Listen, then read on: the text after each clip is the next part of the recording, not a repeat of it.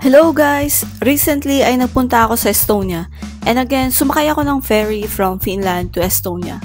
Pero hindi lang ito basta-bastang trip. May 3 missions akong kailangang ma-accomplish habang nandito ako. Mission number 1, matulog ng overnight sa isang futuristic capsule hostel na parang out of a sci-fi movie. Mission number 2, mag-visit ng at least 1 tourist attraction dito sa Estonia. Something unique and unforgettable. And mission number 3, kumain sa isang medieval restaurant at tikman ang local food na talagang pang old times. Kaya kung gusto nyo ng travel content na may halong challenge, stay tuned dahil this is gonna be fun, weird, and a little crazy. Let's do this! So, I'm on my way papuntang terminal and from Finland to Estonia ay aabuti ng 2 hours ang biyahe. And finally, I arrived here in Estonia. I think this is my 6th time to visit the country. At ito yung first time na nagpunta ako dito mag-isa. Because I wanna do something adventurous and fun. So since 2 PM pa yung check-in ko sa hostel, I have decided na unahin muna ang mission number 2, which is ang mag-visit sa at least 1 tourist attraction dito sa Estonia. So napili kong puntahan itong Tallinn Town Hall since hindi ko pa siya napapasok at hindi ko pa alam kung anong meron sa loob niya. Nakaka-excite siya kasi yung ambience niya sa loob parang ang creepy. By the way, I paid 7 euros para sa ticket.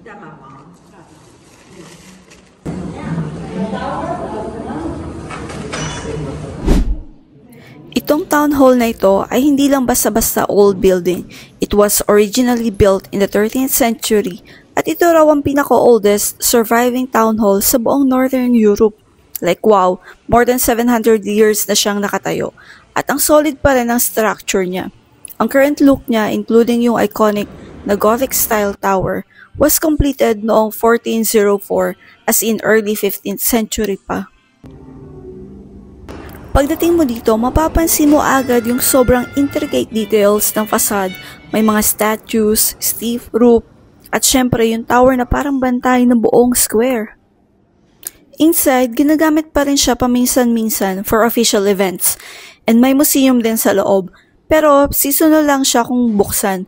So kung sakto yung timing ng visit mo, you can actually go inside and see the historic interiors. May mga original wooden beams and medieval touches pa. Feeling mo talaga na buhay ka sa Middle Ages.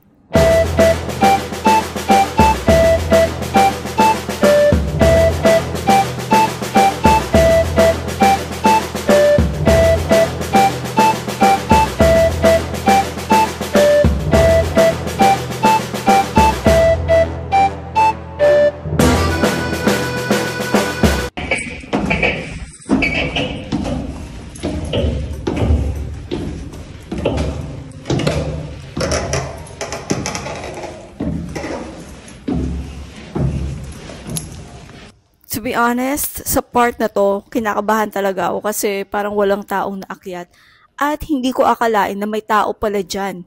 At nagulat talaga ako sa kanya.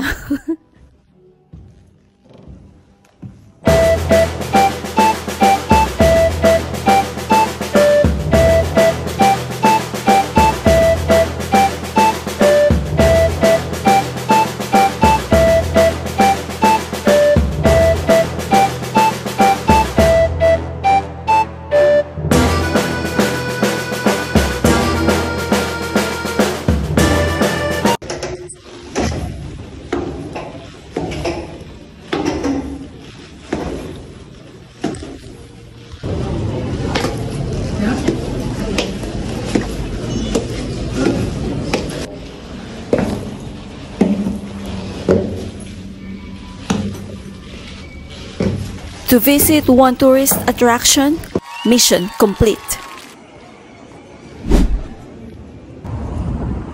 After ko maglibot sa Tallinn Town Hall at ma-feel ang full-on medieval vibes, mission 3 na agad ang sumunod sa listahan ko. Kumain sa isang legit medieval restaurant. Maybe you want to take a picture as well? This is a cute sign. Yes, it's very historic. Yes guys, hindi lang basta-bastang restaurant to. As in, everything inside feels like it's from the 1400s. Walang modern lights, candles lang ang ilaw, wooden tables, old-style utensils, and even yung mga staff, naka-costume pa.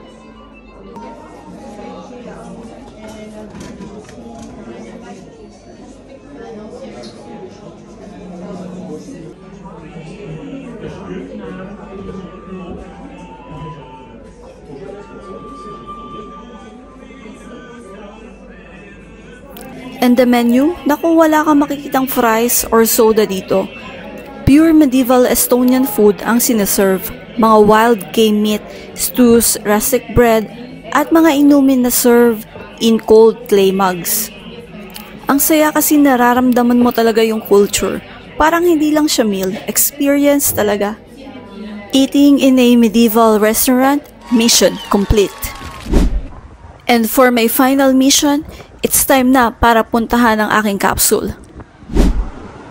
And yes, narating ko na nga ang capsule hostel na ito. By the way, medyo may kalayuan siya from the old town. So walang receptionist dito, bali ikaw ang kukuha ng susi mo from that machine. So ganito yung itsura niya pagpasok mo sa loob. In fairness, malinis siya at pagpasok ko sobrang tahimik. Hindi ko sure kung may mga tao at that time. But since may nakita akong towel dyan sa sofa, I knew it na may kasama akong ibang tao. So next, ito naman yung hallway niya. At in fairness, medyo malawak ang place na to. Meron nga rin palang kitchen dito just in case gusto mong magluto or magstay ka ng matagal. So, for an overnight stay, I paid 43 euros. So, ito yung loob ng room. Bale, in each room, merong 8 sleeping pods. Ayan, kung makikita nyo. Ang downside lang nito ay unisex ang bawat room. Walang specific for female or male.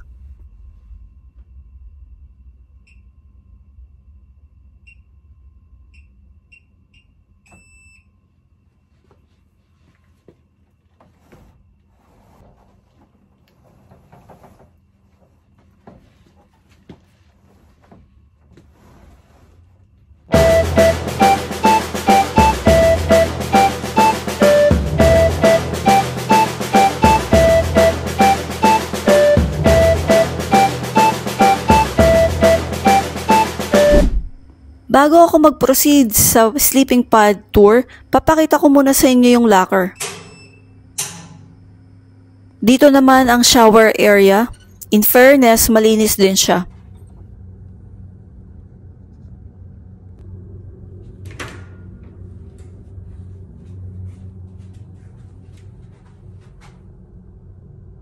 At ito lang yung nag-iisang toilet na may shower at pwede kang umihi at alam mo na. So, eto na. Let's go na. Let's proceed sa ating capsule tour.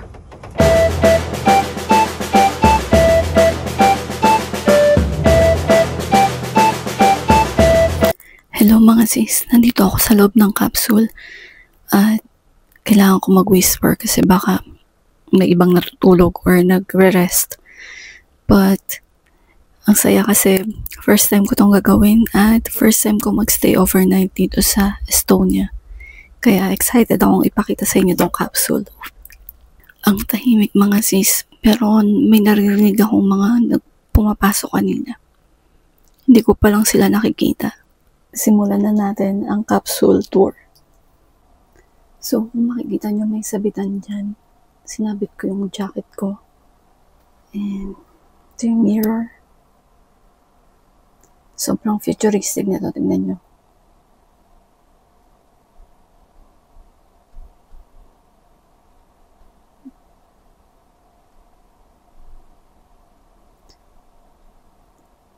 Pipindutin nyo lang. Then, also here. So, mag-voice over na lang ako kasi ang hina ng sound dito. So, meron akong towel and 2 pillows at blanket. At itong headphones. Actually, meron akong TV. Ayan. Ito yung remote.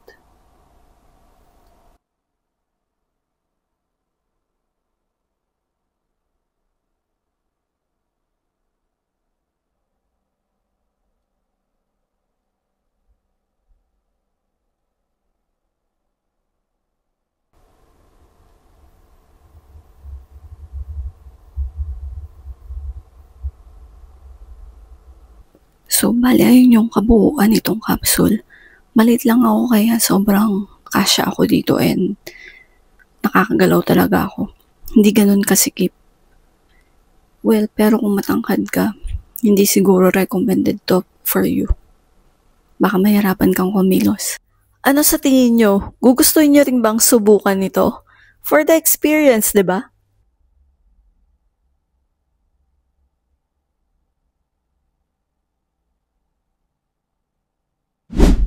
So, ito yung toilet nila mga sis. Malinis naman, kaya lang, unisex siya. So, bumalik nga pala ako sa town hall dahil may iba akong vlog na ginagawa. Yung nireview ko yung mga coffee shop dito. Sana panoorin nyo rin yun. Nakabalik na ako dito sa hostel. Although may naririnig akong ibang tao. But still, tahimik pa rin. At wala nga tao sa reception eh. Kami-kami lang. Self-check-in. Worth it siyang itry. So, ayan. Nag-get ready na ako para matulog. Syempre, skincare is life. Opak na silaw sa sarili niyang flashlight. Ganito yung itsura niya kapag nakapatay yung ilaw. To stay in a capsule overnight, mission complete. Grabe, this trip to Estonia, especially dito sa Tallinn Old Town, was truly something else. From sleeping in a futuristic capsule hostel, to walking through history sa Tallinn Town Hall, at syempre, eating in a unique medieval restaurant, sobrang worth it i-explore at maranasan. And if you like more videos like this, don't forget to subscribe. See you on my next adventure.